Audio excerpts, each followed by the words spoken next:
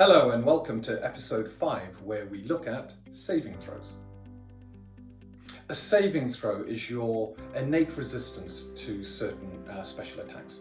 For example, a spell that attempts to befuddle your mind, or a creature that flies over breathing fire down onto the ground, to tangling vines that leap up around you, a creature that attempts to bear hug you and keep you contained, to you just simply trying to avoid being surprised, or when you're brought down to 0 hit points and you have the dying condition, resisting the shock to your body so that you don't have any levels of fatality gained. During character creation, the value of your saving throws will be decided. And once those values are set, it is very difficult to actually change them.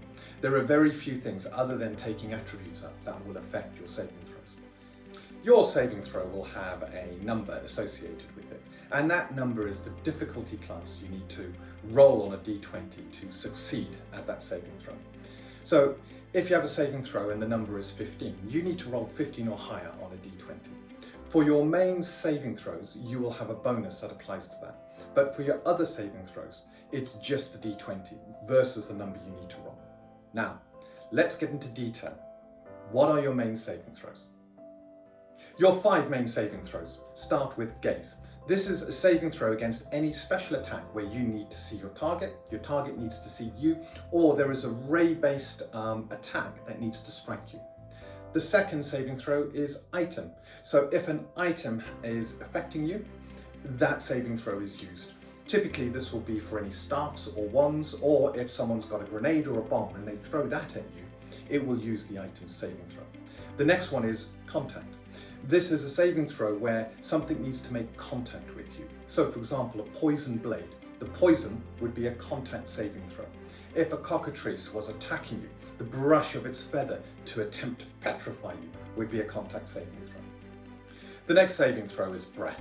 And this is a saving throw against any special attack that takes up an area. So for example, a fireball, a fiery breath of a dragon, or a poison cloud. These would all use the breath saving throw. And the final saving throw is spell. Typically, this is the saving throw used against any magical spell that is attempting to affect you, so long as the effect of the spell doesn't match one of the conditions above. So if the spell gives you the ability to create a beam, a ray, it would have a gaze saving throw. If it's a fireball, it would have a breath saving throw. Spell, however, is used for all the other saving throws that do not come under the ones above. Don't worry, the spells themselves will indicate what saving throw is used. Whenever you make a saving throw against one of those 5 saves, you will always have a bonus that applies to that saving throw. The bonus relates to one of your attributes. So for example, your dexterity modifier is directly related to your reflex bonus. Your constitution modifier gives you your physical bonus. Your intelligence modifier gives you your reasoning bonus. Wisdom gives you your insight bonus. And charisma gives you your spirit bonus.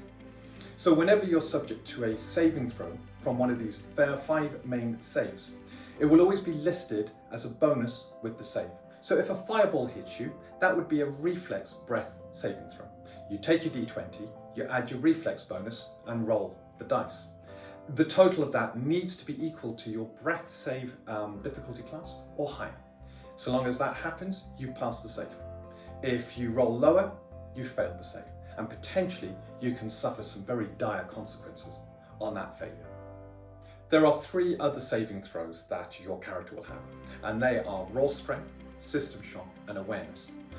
Raw strength is directly related to strength, and the difficulty class of raw strength is 15, subtracting your strength modifier. So if you have a higher strength, you will drop that 15 down lower. If you have a low strength and a negative modifier, you will push that 15 up. The same applies for system shock, which is based on constitution, and awareness, which is based on wisdom. These saving throws are used in certain situations, and they never have a bonus attached to them. You take your d20, you roll it, you need to get that number or higher to pass that saving throw. Raw strength is used when you need to make a saving throw that relies on your inner strength, adrenaline flowing through you. If you have vines grasping around you, a bear has got you in a big bear hug. A raw strength saving throw, potentially with the expenditure of some stamina, can allow you to break free quicker than if you attempted to use a skill. like athletics or acrobatics. Raw strength can also be used to resist certain special attacks. Some creatures have a power knockdown. When they deal damage on their turn, they can force you to make a raw strength saving throw. Should you fail, you're knocked prone and very vulnerable to their next attack, as you now grant them a boon. System shock is another very important saving throw. Whenever you're subject to a shock to the body, a system shock saving throw is very often required. If you are hit with an intensely cold attack, sometimes you need to make a system shock roll to resist the chilling effects of that attack. If you're brought to 0 hit points or you have the dying condition, system shock is the only saving throw that keeps you from gaining levels of fatality. Whilst you only get your constitution value to hit points, constitution still has an important part in the survival of your character, and this is represented in the system shock saving throw. Finally, we have awareness, based on your wisdom. Awareness is your defense against being caught surprised. If someone is hidden and they attack you, you're allowed an awareness saving throw to prevent them having the advantage. Awareness will not help you against an invisible enemy, however. They will always have an advantage. But where someone is attempting to spring a surprise attack on you, attack from a hidden position, awareness may be the only thing between you taking a lot of damage or being aware of the attack and being able to defend yourself. There are 2 factors that decide what your saving throws are going to be: your race and your class. Your race sets the initial values of your saving throw. So if you were a human, all of your saving throws would start at 17. It means if you are forced to make a save, you add the relevant bonus, roll the dice, and you need 17 or higher. The moment you select your class, however, those saving throws are adjusted downwards. So, for example, if you were a Master at Arms, your gaze saving throw would drop by 4, your item saving throw drops by 3, contact drops by 4, breath drops by 2, and spell drops by 1. Master at Arms are great against gaze attacks and contact attacks, but spells are one of their weaknesses. So once you've selected your race, once you've selected your class, once you've rolled your attributes, you can calculate what your saving throws are. Once calculated, they will very rarely change unless your attributes go up. This puts you in a position now where, going forward, if you're asked to make a saving throw, you instantly know what you need to roll and whether there is a bonus applied to that roll. It's important to note that it doesn't matter the power level of the attack. Your saving throw remains the same. If a low-level wizard lobs a fireball at you, the chance to resist and only take half damage is exactly the same as a high-level wizard doing the same spell. The big difference here being the low-level wizard will do less damage than the high-level wizard. If we have a quick look at some examples of different saving throws, let's start with disintegration. Disintegration has a reflex gaze saving throw. Reflex because it can be dodged out the way, and gaze because it is a beam, a ray-based attack that is directed towards you. If we have a look at the acid bomb, we can see that it is a reflex item saving throw to take half damage. It's an item saving throw because you're lobbing a grenade or a bomb, and that is providing the power of the attack. Reflex because you can effectively evade and hopefully take half damage and resist the special effect. If it was a grenade with poison gas in it, then that would become a physical item save. Physical because poison is resisted by your constitution, rather than you being able to evade it using something like reflex. If we have a look at the Entangle spell, we can see that the saving throw on that spell is a reflex contact saving throw.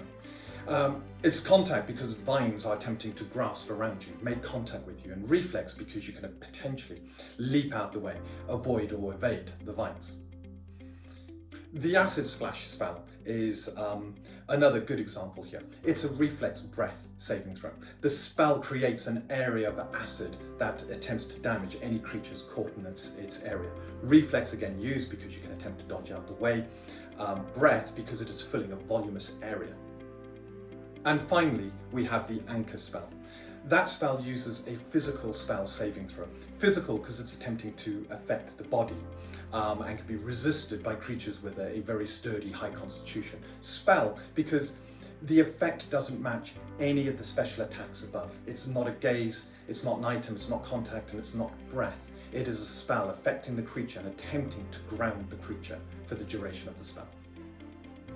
Well, I hope you enjoyed this video, and if you did, you're going to love episode 6, where we have a look at skills and weapon training. In the meantime, please give us a like, and if you haven't already, please subscribe. May your destiny not go untold.